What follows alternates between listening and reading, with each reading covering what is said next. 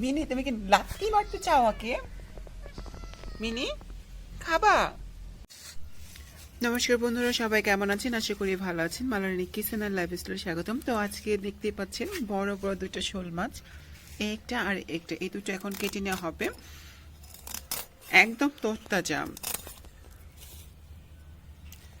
আর শীতের দিনে কিন্তু দেখুন কত তরতাজা। শীতের দিনে কিন্তু শোল মাছ কপি এবং আলু দিয়ে রান্না করলে খুবই টেস্টি হয়।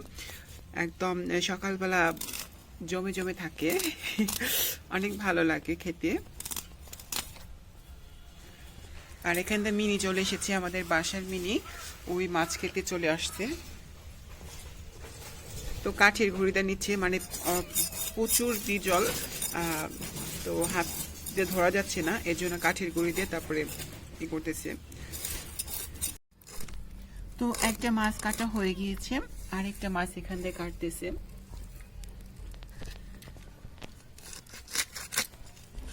আর আপনারা পুরো ভিডিওটি দেখবেন, দেখলে হয়তো বা আপনাদের অনেক অনেক ভালো লাগবে।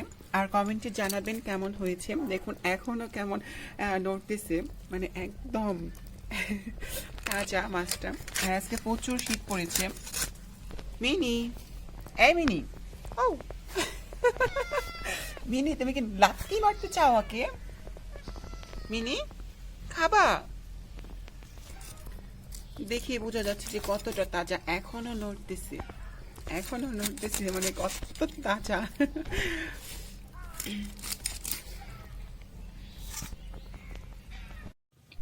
তো এখন আমরা ফুলকপিটা কেটে নিব।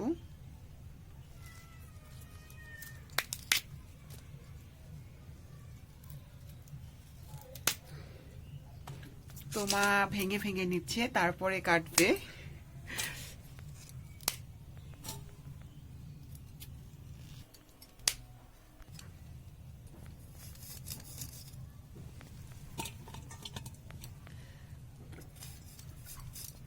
সাথে কি আলু দিবা না?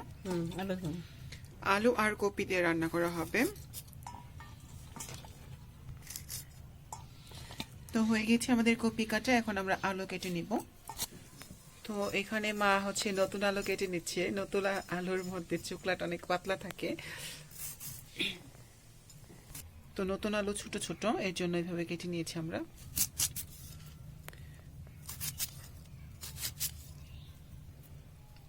তো এইভাবে আমরা কয়েকটি আলু কেটে নিয়েছি।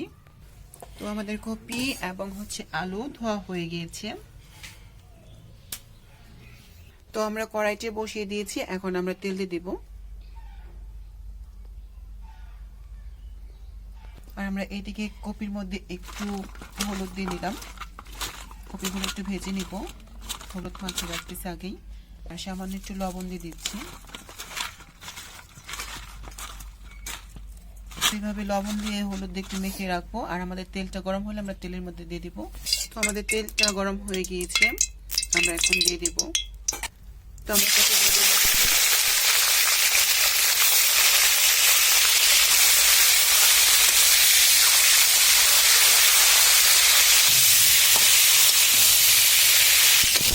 তো আমাদের কপি ভাজা হয়ে গিয়েছে, তো আমরা এখন উঠিয়ে নিচ্ছি।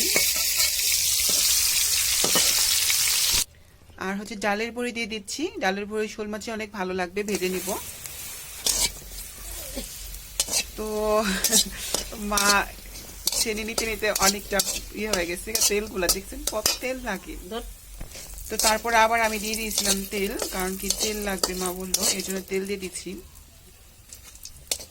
আর চুলা থেকে কিন্তু একটু ফাঁকে রাখছে, কারণ কি বেশি পুড়ে যাবে তাহলে, এর জন্য। অলরেডি কয়েকটা পুড়ে পুড়ে গেছে, একটু ভাজা বেশি হয়ে গেছে গা। তো কয়েকটা হয়ে গেছে, মা বলতেছে একটু লাল লাল করে ভাজলে বাসনাটা ভালো আসে আর কি। তো আমরা আবার তেলে দিচ্ছি, কারণ হচ্ছে আলু ভাজতে হবে, এর জন্য তেলে দিয়েছি। আমাদের তেল গরম হতে হতে আমরা মাছে মশলা আর লবণ মেখে নিচ্ছি। হলুদের গুঁড়ো দিয়ে দিচ্ছি, তারপর ভালো করে মেখে রেখে দেবো কিছুক্ষণ, তাতে মাছের মধ্যে লবণটা ভালোই করবে। যদিও মাছ লবণ দিয়ে ধোয়া হয়েছে, লবণ মেখে তারপর একটু মশলা মেখে রাখলে ভালো লাগবে। আর এদিকে আমরা আলুগুলো দিয়ে দিব তেলে। তেল গরম হয়ে গিয়েছে, আমরা জিরা দিয়ে দিলাম, কাঁচা জিরা কিছু। আমাদের জিরাগুলো ভাজা হয়ে গেছে, এখন আমরা আলুগুলো ছেড়ে দিব।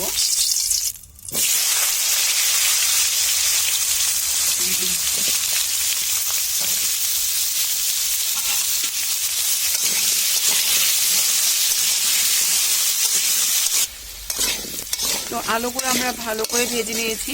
তো এখন নতুন আলু দেখে বোঝা যাচ্ছে না। তো এখন আমরা মাছগুলো দিয়ে দিব।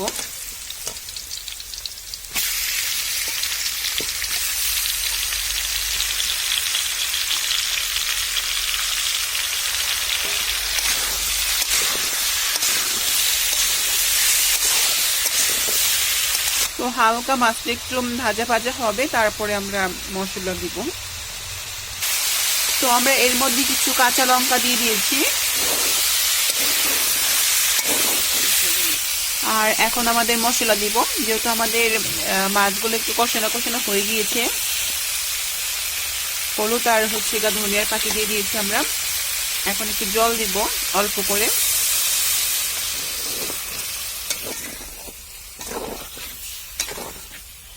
তো আমাদের মাছ এবং সবকিছু কষানো হয়ে গেছে, সবজি। এখন আমরা জলে দিব বেশি করে, যতটুকু পরিমাণে আমাদের জল লাগবে ঠিক ততটুকু দিয়ে দিব।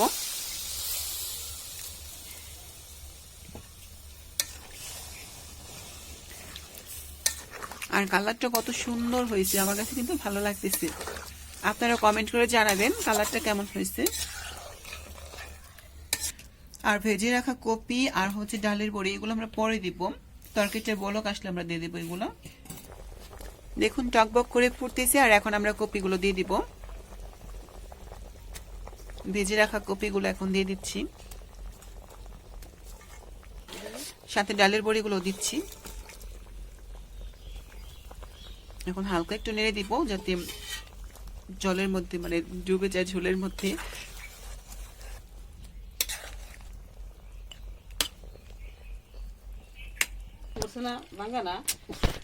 তো এখন আমরা ঢেকে দিব, যেহেতু আমরা কপি দিয়ে দিয়েছি এর জন্য।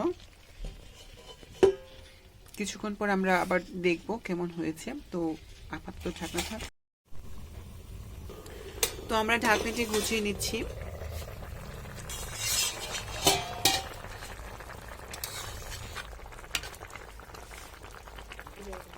আর একটা ফ্লেভার চলে এসেছে আমার কাছে, একদম দুর্দান্ত লাগতেছে। মনে হচ্ছে এখনই খেতে পারলে ভালো লাগতো।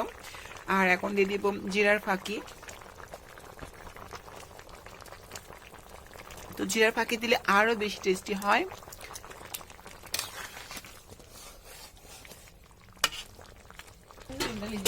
তো আমাদের হয়ে গিয়েছে তরকারি, এখন আমরা নামিয়ে নিব।